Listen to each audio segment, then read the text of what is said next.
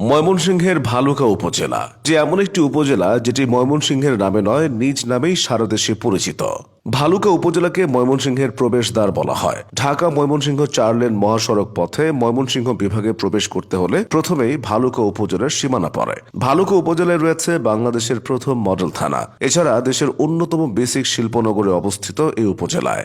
অথচ এ অঞ্চল এককালে অবহেলিত এবং বন জঙ্গলে ঘেরা ছিল।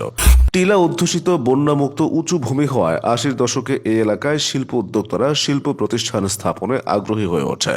এরপর এক দশকে 2 শতাধিক গার্মেন্টস, টেক্সটাইল, ওষুধ শিল্প প্রতিষ্ঠান, একাধিক মোটরসাইকেল তৈরির কারখানা, সিরামিক শিল্প, খাদ্য উৎপাদনকারী, মাছ ও মুরগির খাবার তৈরির কারখানা সহ বহু শিল্প প্রতিষ্ঠান গড়ে উঠেছে ভালুকায়। এসব এলাকার মানুষের জীবনমান উন্নত করতে বড় ভূমিকা রাখছে শিল্প কারখানা।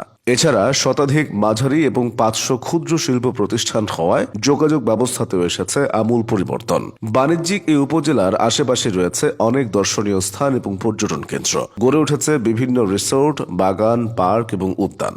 ভালুকার পর্যটন স্থানগুলো দেশের ই-কমার্স সেক্টরে বেশ সম্ভাবনাময়। কাদিগড় জাতীয় উদ্যান, তেপান্তর পিকনিক ও shooting spot, Meghmati village resort, green Aranya park, dream world park, Aranya eco resort এবং চন্দ্রমল্লিকা রিসোর্ট এগুলোর মধ্যে উল্লেখযোগ্য।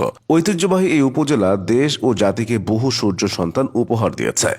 সাবেক সাংসদ মোহাম্মদ আমানুল্লাহ, মুক্তিযুদ্ধের sector commander major Afsar Uddin, ভাষা সৈনিক মোস্তফা এম এ মতিন এবং রাজনৈতিক ব্যক্তিত্ব KBM আসমত আলী এদের মধ্যে অন্যতম।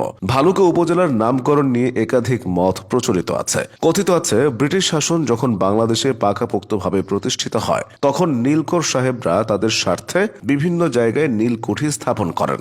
নীলকুঠি স্থাপনের পর নীলকর সাহেবগণ মাঝে মধ্যে করতে বের হতেন। তারা বনে জঙ্গলে বাঘ, ভালুক দেখতে পেতেন, আর এ কারণেই নীলকর সাহেবদের কাছে এই এলাকা ভাল্লুক এলাকা হিসেবে পরিচিতি পেয়ে যায়।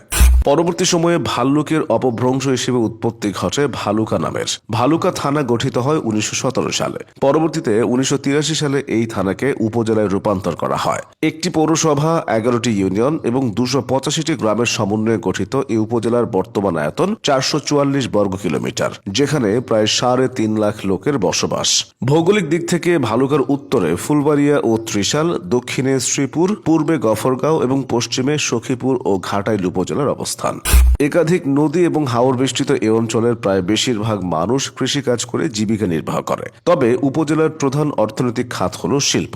বিভিন্ন শিল্পের বিস্তারের ফলে জাতীয় অর্থনীতিতেও ভালুকা বিশেষ অবদান রাখছে।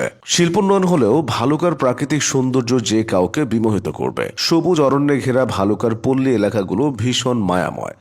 সারি সারি গাছের সুনিবিড় ছায়ায় এক একটি গুচ্ছ বসতি, তারই ফাঁকে ফাঁকে কৃষকের ফসলের মাঠ। এসব মাঠে যে শুধু ফসলই ফলে ব্যাপারটা মোটেও তা নয়। বিকাল হলেই পাড়ার কিশোররা দল বেঁধে খেলতে চলে আসে এসব মাঠে, যেন চিরায়ত গ্রাম বাংলার চিত্র। এভাবেই উন্নয়ন এবং প্রকৃতিকে পাশাপাশি রেখে পরিকল্পিতভাবে এগিয়ে যাচ্ছে ঐতিহ্যবাহী ভালুকা উপজেলা।